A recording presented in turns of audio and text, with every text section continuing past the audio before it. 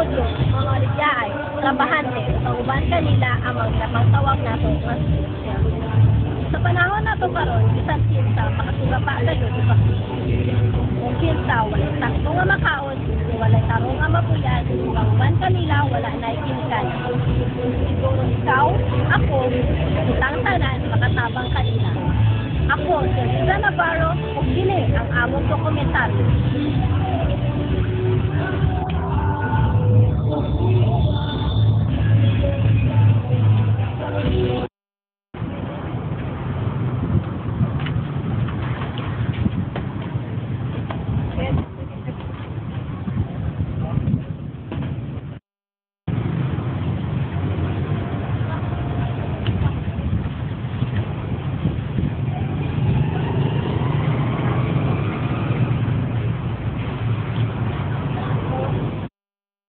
Kanang ay nga punti ka nang tanong unta ko ba kung sila na mo ka tubig na puyo din nga lugar. Doon pa lang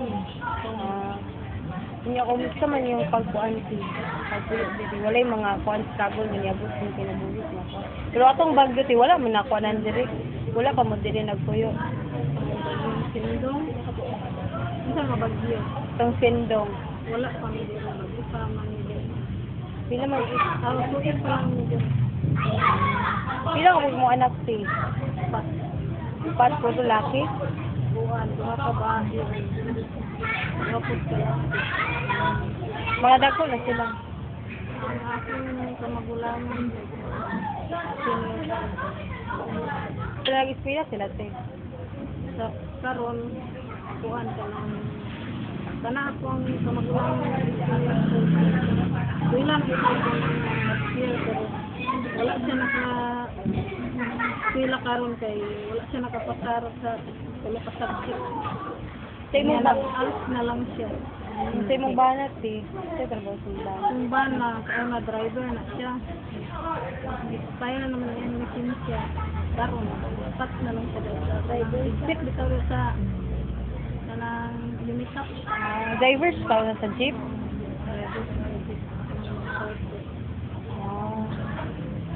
So, puro nagpila yung mga bata sa'yo? Ang duha, wala pa. Mga bata pa sa sayo? Kay mag-4 pa man ang isa niya. Isa, 2 years old. So, di ba nakaingon kasi nga imong ba na stop na siya katong before niya nga trabaho? Then, karang pag-discuss ninyo medyo okay ra ka nang masustentuhan mo, taga-adlaw sa ng pagkaon, okay ra, okay kita. Siguro rin siya. Habang sa balag, mag-rent ka man dito. Pila ra ako ang diri-rentas yung country. 600 naman ang pag-rent. 600 ang bulan. Walay suga, walay tubig.